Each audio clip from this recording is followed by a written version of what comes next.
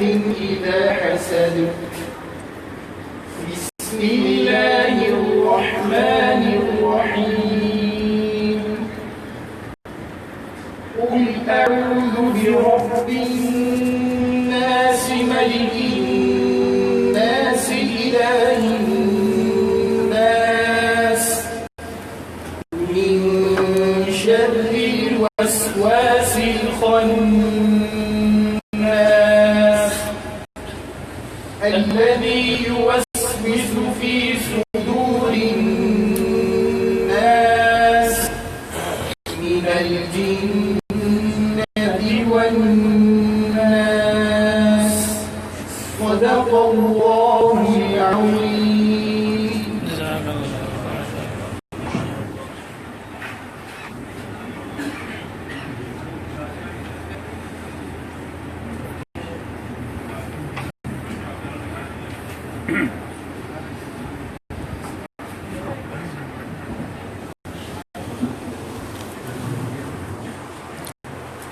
Yasir but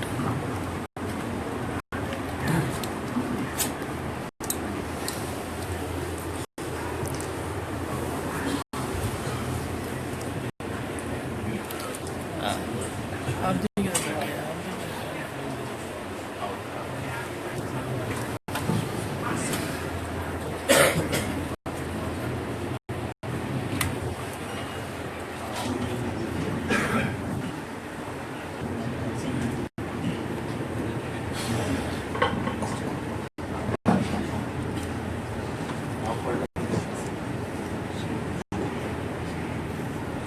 والحمد لله لها ختام ثم الصلاة بعد السلام على النبي المصطفى محمدا وآله وصحبه ذوي الهدى.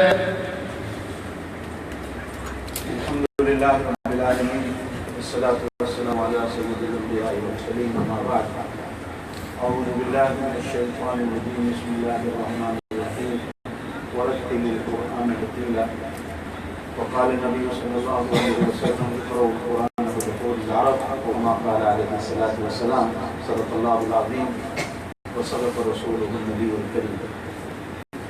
سب سے پہلے ہمارے حضرت قاری محمد اویس صاحب مبارکباد کے مستحق ہیں جنہوں نے ہانگ کانگ میں پہلی دفعہ علم تجوید اور علم قرات سے ان بچوں کو واقف کرایا اور ان بچوں کی نسبت اور برکت سے ہم اور آپ سارے اس علم سے تھوڑی سی واقفیت کی راہ پہ چل پڑے.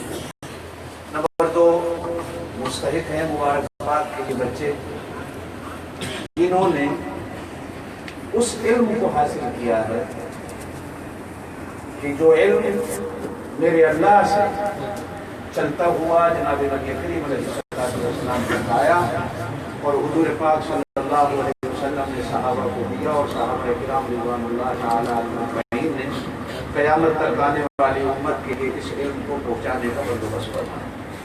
اس علم کو علم تجوید کہا جاتا ہے. آپ کی اور میری زبان میں اس علم کو علم قرات کہا جاتا ہے. قرات پڑھنے کو کہا جاتا ہے. کوئی بھی اچھا پڑھتا ہے وہ قاری ہے، بلکہ وہ کتاب یا اخبار پڑھنے والا بھی قاری کہلاتا ہے اردو زبان میں. آپ کے یہاں میرے یہاں اس میں کوئی فرق نہیں سمجھا جاتا کہ قاری کون ہوتا ہے.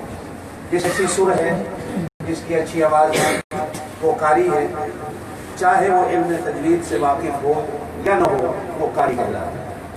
علم تجوید اس علم کو کہا جاتا ہے کہ جو قرآن پاک کو پڑھنے کا حق ہے اللہ کی مرضی کے مطابق اور جناب نبی کریم علیہ السلام کی سنت اور طریقے کے مطابق. یہ علم آپ صلی اللہ علیہ وسلم ہی سے چلا ہے قرآن پاک کی روشنی میں کہ قرآن پاک ارشاد ہوتا ہے وَرَتِّلِ الْقُرْآنَ تَرْتِيلًا کہ قرآن کو ترتیل و تجوید سے پڑھو. کہا جاتا ہے کہ جب اللہ پاک جبرائیل امین کو قرآن کہتے اور جبرائیل امین حضور صلی اللہ علیہ وسلم پاک کے پاس وہ قرآن لے کے آتے تو اللہ کے ہاں اللہ کے عرش اور اللہ کی کرسی کے پاس جبرائیل نہیں ہوتے تھے، بلکہ جبرائیل امین سدرۃ المنتہا پہ کھڑے ہوتے، اللہ پاک اپنی کرسی اپنے عرش پہ بیٹھے ہوئے قرآن پاک کی تلاوت فرماتے، اللہ خود تلاوت فرماتے۔ دوسرے سپارے کے آخر میں بھی آتا ہے اور بھی کئی جگہ ہے کہ تلک آیات اللہ نتلوہا علیک الحق، ہم تیرے اوپر تیرے لیے اس قرآن کی حق اور صحیح صحیح تلاوت کرنے والے ہم ہیں، یہ اللہ فرماتے ہیں۔ اللہ تلاوت فرماتے، جبرائیل امین منو الفاظ سنتے، اور وہی منو الفاظ لے کر جبرائیل امین حضور پاک صلی اللہ علیہ وسلم کے پاس لے کے آتے ہیں۔ اور پھر حدیث پاک کے اندر آتا ہے کہ ہر رمضان میں جبرائیل امین حضور پاک صلی اللہ علیہ وسلم کے پاس آتے اور قرآن کا دور کرتے۔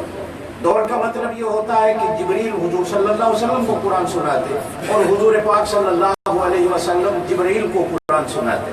علماء نے اس کو مقصد لکھے کہ جبریل کا قرآن سننا اور سنانا یہ کیا مقصد ہے؟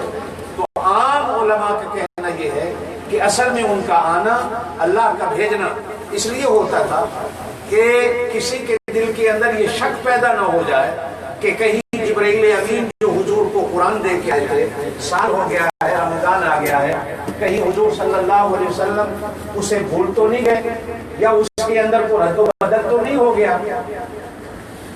جبرائیل امین قرآن سن کر حضور صلی اللہ علیہ وسلم سے گویا کہ تصدیق کرتے کہ جو کچھ میں آپ کو دیکھ گیا تھا اور جس طریقے سے میں آپ کو سنا گیا تھا، آپ کے پاس اسی طریقے کے مطابق اور انہی الفاظ میں آپ کے پاس وہ قرآن موجود ہے جو اللہ پاک نے مجھے دے کر آپ صلی اللہ علیہ وسلم کے پاس بھیجا ہے۔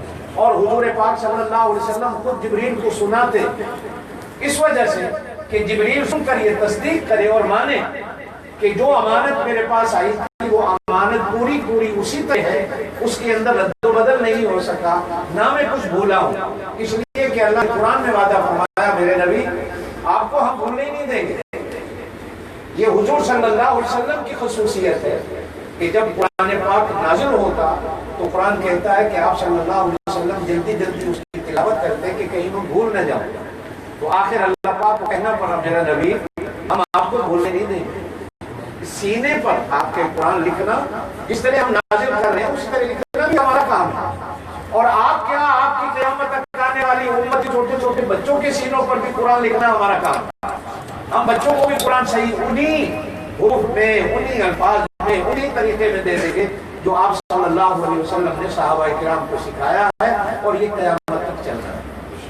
تجوید اس علم کو کہا جاتا ہے جو اللہ کی منشا کے مطابق، یہ قرات اور چیز ہے، قرات قرآن کو پڑھنا کہتے ہیں۔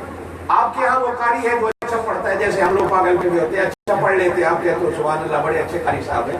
اصل علم ہے یہ علم تجوید ہے کہ میں ہر حرف کا جو مصدر ہے، ہر حرف کا جو مخرج ہے، جہاں سے حضور صلی اللہ علیہ وسلم نے صحابہ کرام کو سکھایا ہے۔ میرے دوستو آپ کے اور میرے لیے تو بڑا آسان ہے۔ حضرت عمر رضی اللہ تعالیٰ فرماتے ہیں کہ میں نے حضور صلی اللہ علیہ وسلم سے سورہ بقرہ پوری 10 سال میں پڑھی ہے، تجوید کے ساتھ، قرات کے ساتھ، معنی کے ساتھ، تفسیر کے ساتھ، فقہ کے ساتھ، مسائل کے ساتھ، عربی لغت کے ساتھ، عربی گرامر کے ساتھ، جو حق ہے یہ کہ حرف تھا پورے 10 سال میں۔ آج ہمارا بچہ 3 سال میں حافظ نہ ہو تو ہم قاری صاحب کے اوپر آ کر کھڑے ہو جاتے ہیں، ہمارا بچہ 3 سال میں حافظ کیوں نہیں ہوا؟ لیکن ایک سورہ بقرہ حضرت رضی اللہ عنہ فرماتے ہیں کہ میں نے 10 سال میں حضور پاک صلی اللہ علیہ وسلم سے سیکھی۔ یہ تجوید کا جو علم ہے یہ مستقل حضور صلی اللہ علیہ وسلم سے اللہ پاک کے نازل کردہ حروف میں قیامت تک چلتا رہے گا، اس لیے کہ یہ علم حضور پاک صلی اللہ علیہ وسلم کی وراثت ہے۔